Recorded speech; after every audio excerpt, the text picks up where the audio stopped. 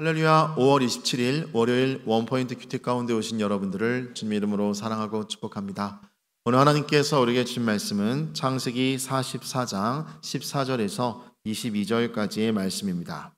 창세기 44장 14절에서 22절까지의 말씀, 다 같이 한 목소리로 함께 읽도록 하겠습니다.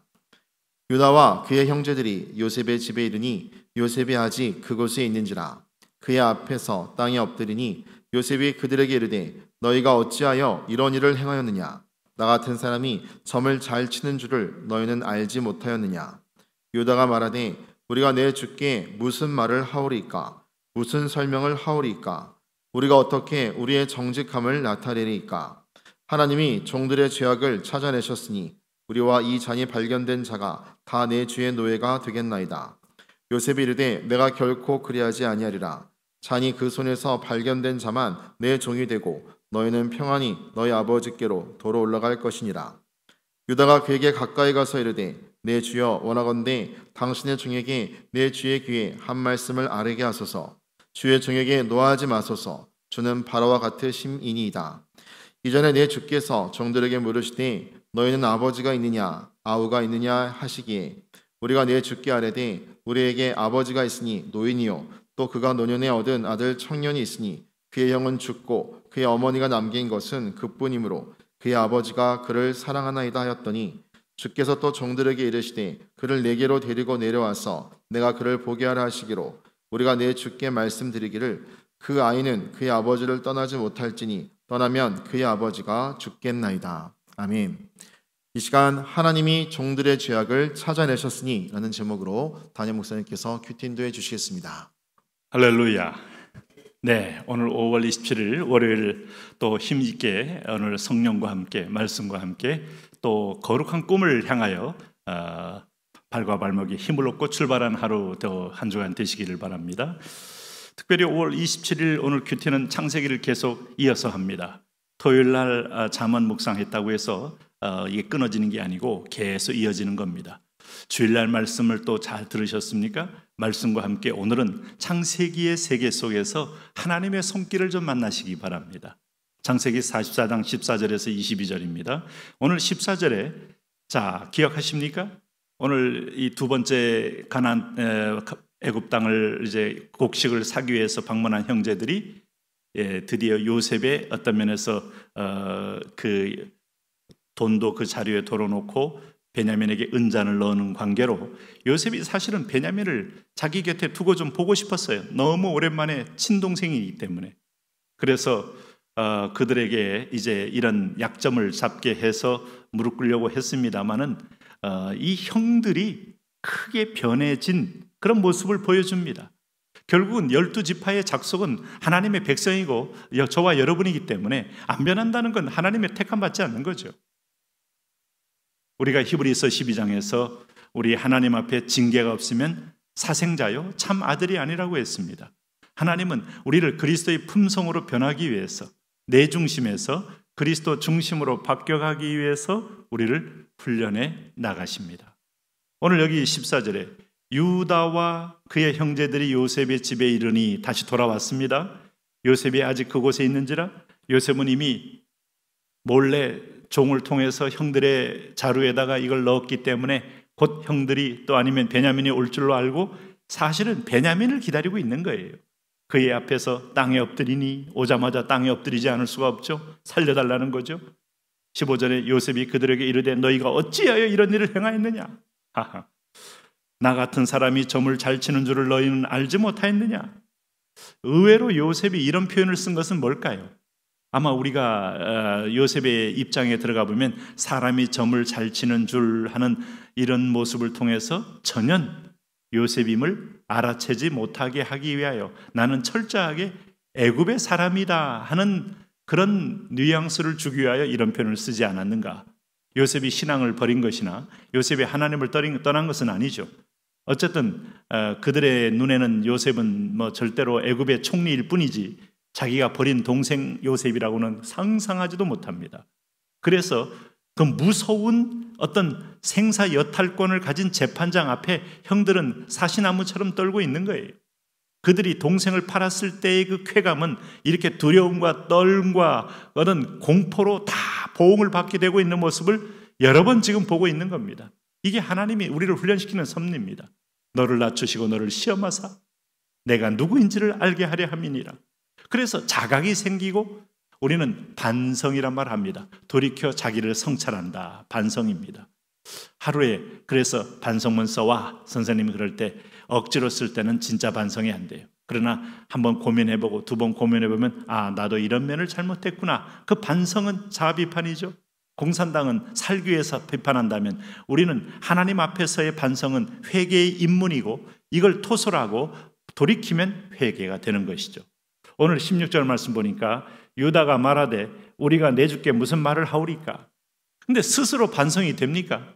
인간은 본질상 교만한 자인데 그래서 환난이 오고 그래서 고난이 오고 환경적인 압박이 오는 겁니다.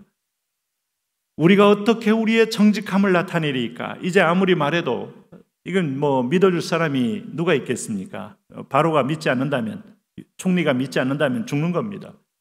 그래서 이들이 기억이 나서 또 소환하는 분이 하나님입니다.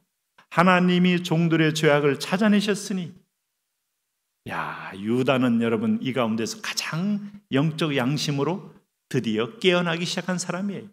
그래서 유다인 겁니다. 하나님이 종들의 죄악을 찾아냈다는 것은 22여 년 전에 자기 마지막 동생이었던 요셉을 팔아치우며 아버지의 편애를 끊어내며 집안의 기업을 이어갈 자를 죽여버림으로 모든 걸 자기들이 차지할 수 있다는 그런 꿈과 희망을 가진 자들이었지만은 아무것도 없는 집안의 기근 때문에 와서 오늘 이렇게 베냐민까지 잡히게 된 것은 하나님이 종들의 죄악을 찾아낸 거다. 이게 자기를 돌이켜 내가 누구인지를 알게 하는 겁니다. 여러분, 우리가 고난과 환난이 오면 자기를 돌이켜보게 돼요. 물론 지나친 여러분 자기 자책은 도움이 안 됩니다. 그러나 하나님의 성령은 우리를 조명해서 죄에 대하여, 세상에 대하여, 의에 대하여 깨닫게 해주십니다. 그것을 토설할 때 살아납니다. 그게 암입니다. 우리 CT로 쭉 찍었을 때 단층 촬영을 통하여 표면에 안 나왔던 암을 찾아내야, 그걸 딱 뽑아내야 회복되듯이 오늘 하나님의 종들의 죄악을 찾아내셨으니 우리와 이잔이 발견된 자가 다 내 주의 노예가 되겠나이다. 여기서 한 걸음 더 나가서 지금 베냐민이 발견된 것을 알아요. 그러나 다 내 주의 노예가 되게, 공동 책임, 단체로 집에 안 가고 노예가 되겠나이다. 요셉은 이 얘기를 듣고 한편에 기쁘고 한편은 당황스러운 거예요.